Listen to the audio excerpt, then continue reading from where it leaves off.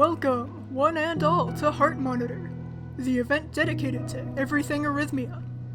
Thank you all so much for the support on the first monitor. It really meant a lot to us. We hope that this next one can be even better than the last. Look, I even learned how to switch my recordings to mono. Now you all get the pleasure of hearing me with both ears.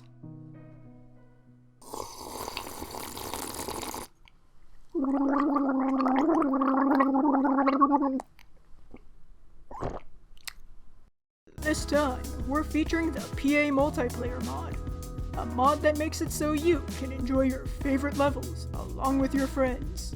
After that, we've got interviews with several talented PA thumbnail artists to learn what it takes to make a good level thumbnail. All that and more after these trailers.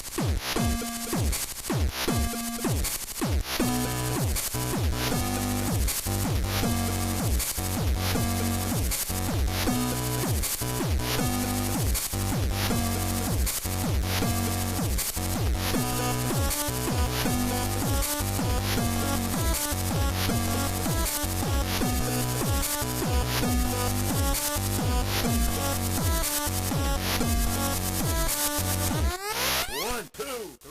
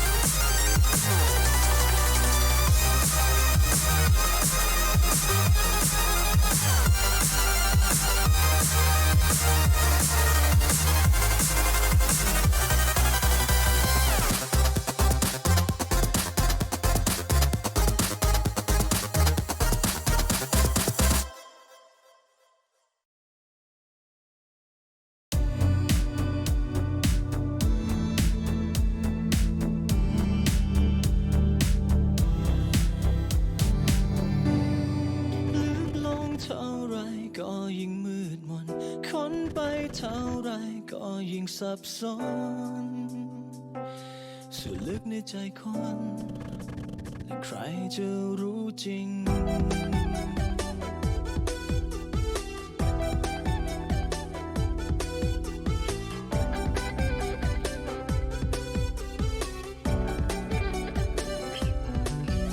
ทะเลกว้างไกลและใครเราจะรู้ว่าสุดเส้นขอบฟ้าตรงที่แผ่นน้ำเป็นประกายลึกลงจะเจออะไรจะมีสิ่งใดภายใต้แผ่นน้ำสุดไกลที่ซ่อนอยู่ที่เธอเคยมองมันว่าดีเธอลองมองให้ดีๆลองหยุดมองและลองคิดอีกทีถ้าหากทุกสิ่งที่เห็นถ้าหากทั้งหมดนั้นเป็นภาพลวงตาทะเลแสนไกลไม่มีสิ้นสุดสีครามหมายความเหมือนใจมนุษย์มันลึกเกินจะรู้เธอจะอยู่หรือไปสักวันเธอคนที่เธอเคยไว้ใจถึงตอนสุดท้ายไม่เป็นฝันมันไม่มีอะไรสวยงามสิ่งที่อยู่ข้างในหัวใจที่ใครไม่เคยยังถึงถ้าหากตรงนั้นมันอันตรายที่สุดจะมีใครเข้าใจข้างในใจฉัน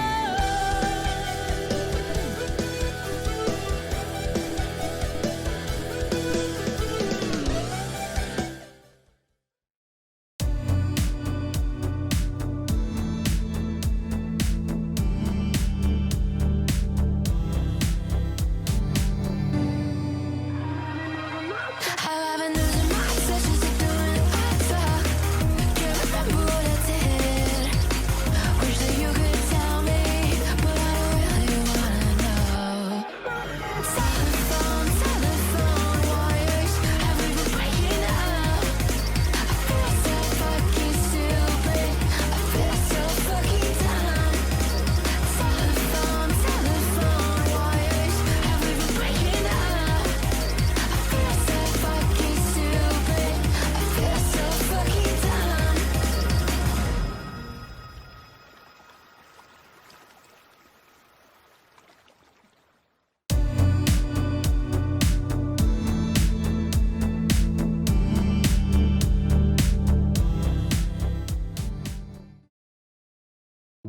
that closes our recently released section.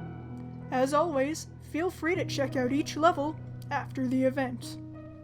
They're all featured down in the description. We'd like to take a quick moment to shout out Heartbeat Central. Heartbeat Central is a Discord server centered around both Project Arrhythmia and Heart Monitor. If you like both of those things, then consider joining. But don't run off just yet. It's time for upcoming trailers.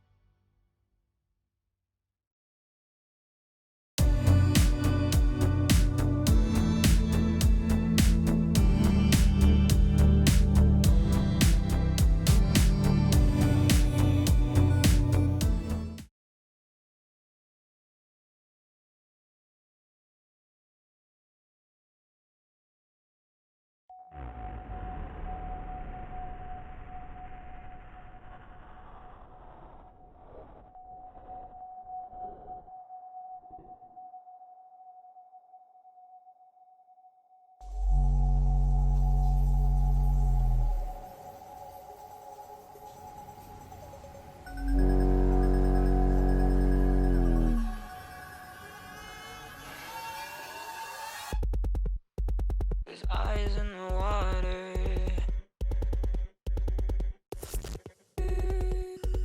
His eyes in the water.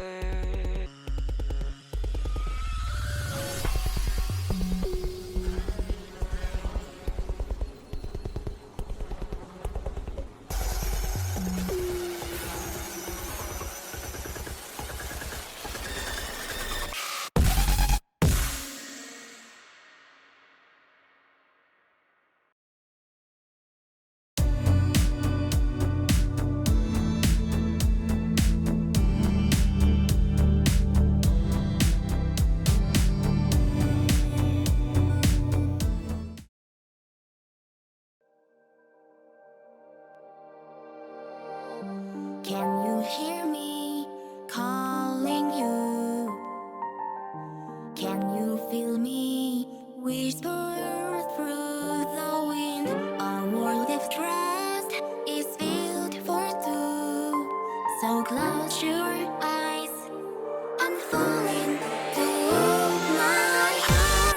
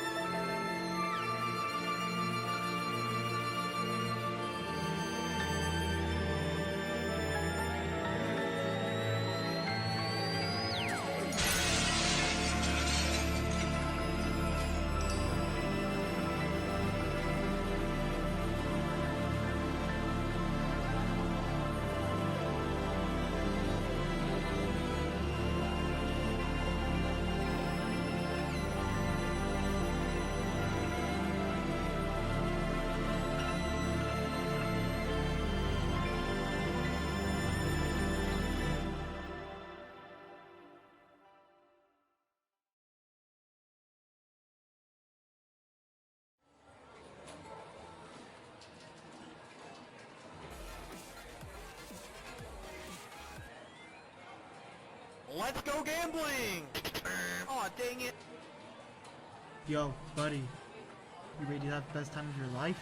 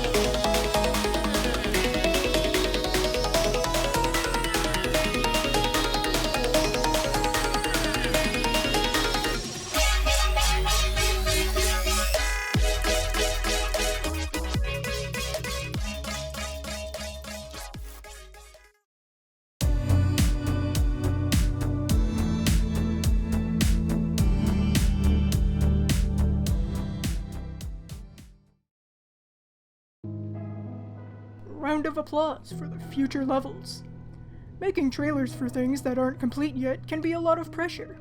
So everyone type, "Thank you level creators," into the live chat, right now. That's right now. Coming up next, interviews with PA thumbnail artists, including tips and tricks to improve your level thumbnails, as well as a few curveball questions, just for fun. After that, we've got Aiden to showcase the PA multiplayer mod, putting the community into community levels.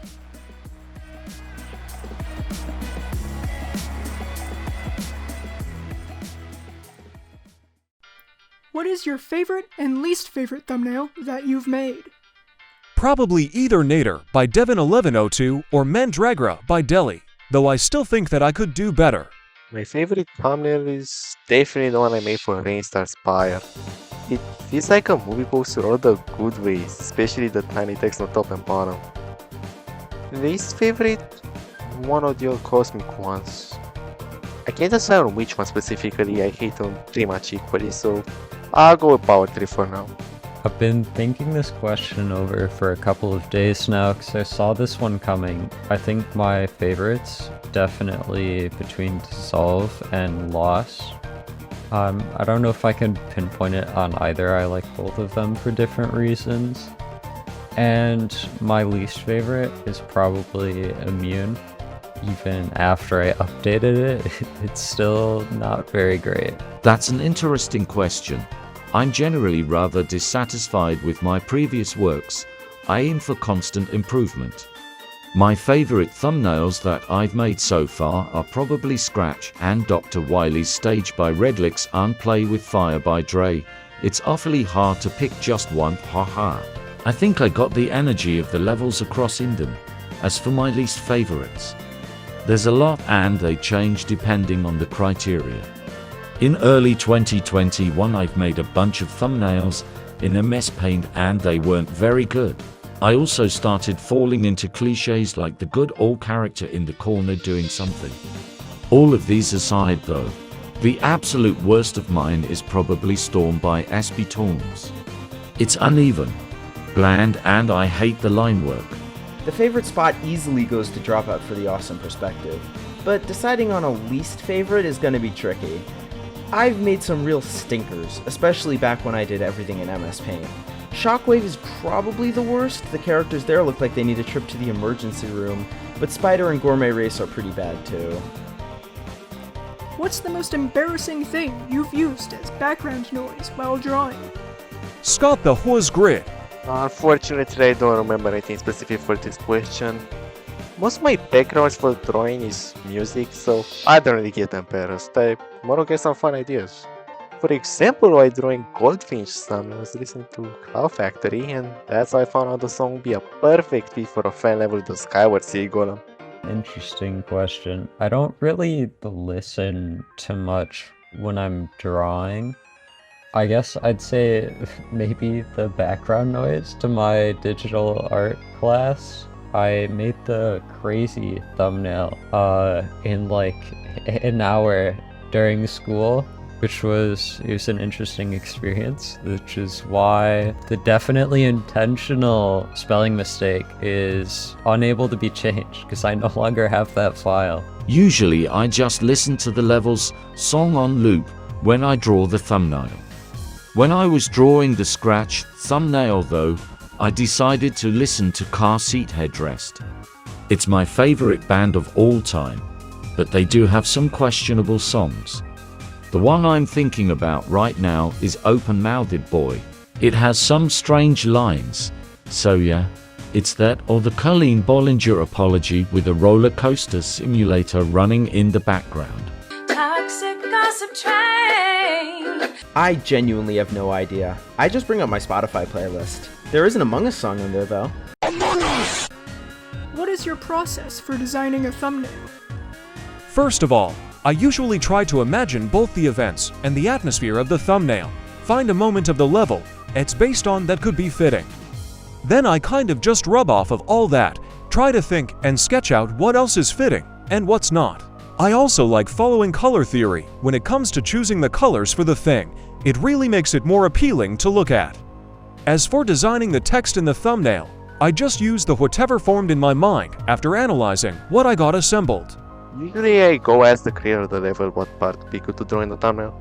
My rule of thumb is to capture an interesting part to draw in attention, but also not directly for the majority of the level, because if I do that, that just makes people less likely to play the level. It's like if you saw a YouTube video of a marble racing recommended, then it says on the thumbnail that the orange marble wins. You wanna watch that if you know who wins from the very start, right? I also like to stylize the level styler as seen in pretty much all my work. For example, the thumbnail of Goldfinch by Luminescence. The letters of the song title are circular and rounded because circles are the mission of the level.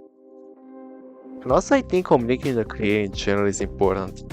I've talked a lot on this question already, so I'll just let this one screenshot of the talk in here.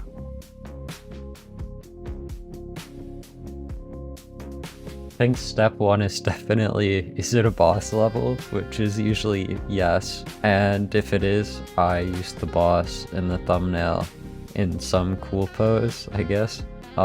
If it's not a boss level, I try to find like the aesthetic of the level. This is still a boss level, but my Spooky Jack thumbnail, none of the stuff was really in the level besides the boss, but I just took like kind of my interpretation on the level. The goal is to show off all the important parts. That usually includes a boss or the point of focus. I look through footage over and over again until I find a cool scene to draw. I try to convey the energy of the level, make the thumbnail dynamic, etc. I used to try to fit every detail in a 500 by 500 square, but recently I opted for an open composition. After blocking out the colors, I add the details. They really do make a difference. I also tend to crank up the saturation or overlay a gradient to make the colors pop a bit more. I've noticed it catches the viewer's attention, and that's exactly what you want in a good thumbnail. I try to find a particularly interesting attack or moment in the level to stylize for a thumbnail. Usually I'll change up the perspective or add some objects from the level to spice it up a bit. Text is where I struggle most. It's really tricky for me to come up with a nice looking text style, so a lot of the time I end up switching to a vector program and scroll through the fonts until I find one I like. If your art style had a flavor, what would it taste like? Sodium hypochlorite. Orange soda. No questions, it's orange soda. I have to go with like a microwaved meal. It's pretty fast, it's not the greatest, like comparing foods, but when it hits, it hits. I asked for feedback on this one, and apparently the answer would be tangy, something like an energy drink. I've also gotten cheap gas station candy, Angular and McDonald's Sprite before. Personally, I'd say sour gummies or bona fide battery acid. I don't know, a durian maybe? Not that I've ever tried one, it was just the first thing that came to mind. What programs do you use to create thumbnails? Ibis Paint X Cringe. One day in the past, I googled pixel art programs and then I found this website called Pixel Art, and it stuck with me since 2020. Back in the day, I also used this photo editor I installed by default called Polar with double R. In it I was messing around the picture, adding some vignette and level back song by white text and whatnot. I was also just converting the picture to a JPEG because Pixel Art exports PNGs no matter what. I stopped using Polar as more and more of its features got put behind a paywall. Kinda sad. I've used many programs throughout the years. In my first few thumbnails, I used Autodesk Sketchbook. A while after, I switched to Krita, and then I think Crazy was the first thumbnail that I used Photoshop. And then I've also used like Adobe Animate for Dissolve because it's vector based, so you get really crisp lines that are easier to get like a more stylized look. Most of my thumbnails that you've probably encountered at some point were made in Ibis Paint X. Some from early 2021 like Hate by SB Torms were made in MS Paint after my phone broke. If I were to make thumbnails now, it would be in Clip Studio Paint. Well, I started off using MS Paint, which is why my old thumbnails look like that. Nowadays, I'll do the art in Clip Studio Paint before moving to Adobe Photoshop for post-processing, and then Adobe Illustrator if I need to add text. Out of the bosses you've drawn in thumbnails, which could you beat in a fight? None. Thumbs up emote. Which boss I've drawn could I beat in a fight? But I think none, like, let's be honest. Maybe I have a chance with if I get to fight Hardy, like, if I get enough preparation trying to make a Halloween costume that scares him so badly he runs away, which counts as surrendering, then yes, I could beat one of them. All of them, no questions asked. Even the black hole from Lost, you heard me right. Included in the files I'm giving to the editor, I will draw a diagram describing exactly how I will do it. Nova, easily. I just tell them they're not real and they wither away and die. Alternatively, Otis from the 2020 level, I made because he was very weak and stupid in that iteration and I hate him. Probably the mirror from Reflections. I mean, you just smash it with a metal pipe, right? What platforms do you post your art onto? No, where besides Discord, I guess. I'm gonna be honest, in my entire time as a thumbnail artist, I've actually never thought of posting a thumbnail anywhere outside some PA-rated Discord servers in their art channels. Honestly, I don't even know how I ended up with the thumbnail artist interview. You know, thumbnails aren't really the first thing that come to mind when I think of what I contributed within this community. It's still nice to know I helped with them, I guess. I don't really post my art anywhere besides Discord, but I'm working on a Ko-fi, whichever the pronunciation is. Hopefully that's set up by the time this is out. It should be, unless I procrastinate really good. But yeah, you can find it on my Discord profile, or if the editors are cool, they'll put it on screen right now. I post my art on Twitter at Chetterdust with an underscore and on Instagram at Chetterdust without an underscore. I will be opening commissions soon, so keep an eye out for that. Seriously, do keep me in mind, I gotta save up.